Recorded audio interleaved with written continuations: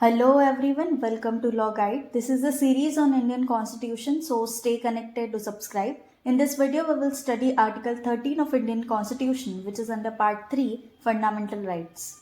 Let's read the article from Bare Act first and then we will understand it. Article 13, Laws inconsistent with or in derogation of the fundamental rights. Clause 1, all laws in force in the territory of India immediately before the commencement of this constitution, insofar as they are inconsistent with the provisions of this part, shall to the extent of such inconsistency be void.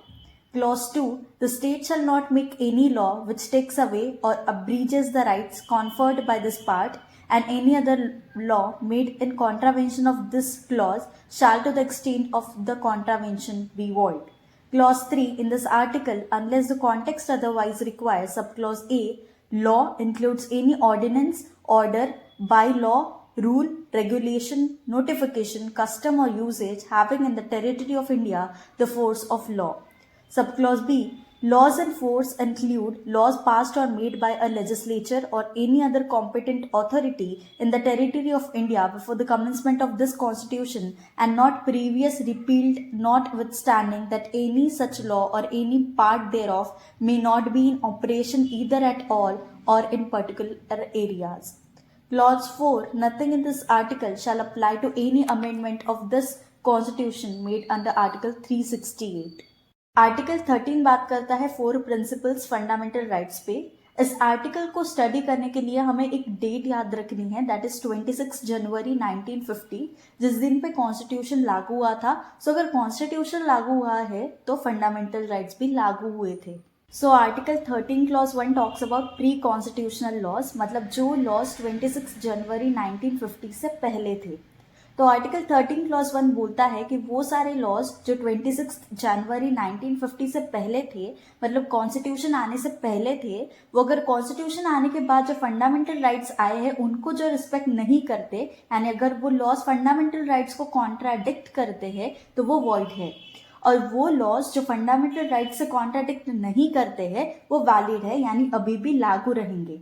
For example, कोई act का कोई section है जो कुछ चीजें ऐसी बोलता है जो फंडामेंटल राइट्स के अगेंस्ट है, तो वो सेक्शन जो है वो वॉइड हो जाएगा, बट पूरा एक्ट जो है वो वैलिड रहेगा. बस वो सेक्शन जो कॉन्ट्राडिक्ट कर रहा है फंडामेंटल राइट्स को वो ही वॉइड होगा.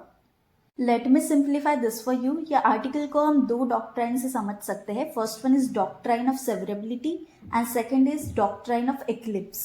Let's say doctrine of severability, that means to separate.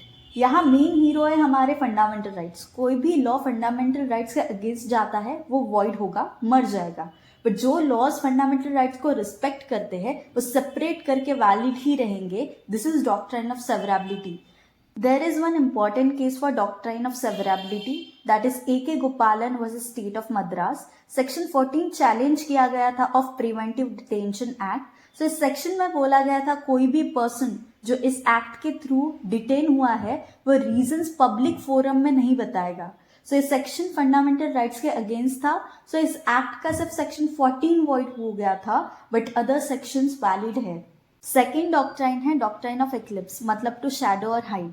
Let's understand this by a case. Bikaji versus state of MP. Berar motor vehicle act challenge किया गया था जो स्टेट गवर्नमेंट को बहुत सी पावर देता था.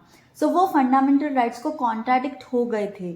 सो डॉक्ट्राइन ऑफ सेवरेबिलिटी लगा के जो सेक्शन फंडामेंटल राइट्स के अगेंस्ट थे वो छिप गए, बट कई दिनों बाद वो पावर स्टेट को वापस मिली और फिर सेक्शन वो जिंदा हो गए. मतलब जो लॉज पहले मर गए थे डॉक्ट्राइन ऑफ सेवरेबिलिटी से, बट लॉ में चेंज आ गया, फिर वो जिंदा हो गए, वो है doctrine of eclipse. Article 13 clause 2 बात करता है पोस्ट कॉन्स्टिट्यूशनल लॉज की. इस क्लॉज में बोला है स्टेट के पास कोई भी पावर नहीं है कि वो फंडामेंटल राइट्स के अगेंस्ट कोई भी लॉ बनाए. स्टेट फंडामेंटल राइट्स के अगेंस्ट लॉ बना ही नहीं सकता, और अगर बनाया तो वो वॉइड होगा. इसमें भी there is a case, that is Ambika mills versus state of Gujarat. इस केस में लेबर वेलफेयर फंड्स को चैलेंज किया गया था. सो यहाँ पे अंबिका मिल्स ये कंपनी है विच इज नॉन सिटीजन. तो यहाँ सवाल उठता है कि क्या स्टेट ये सेक्शंस सिटीजन्स कंपनीज इन पे भी लागू है. So answer is yes. So yes, that was it for Article 13 of Indian Constitution everyone. Hope you understood. If this video helped you in any way, please do like, share and subscribe. See you again in next video. Till then study hard. Remember we have to make our parents proud. Bye. Take care.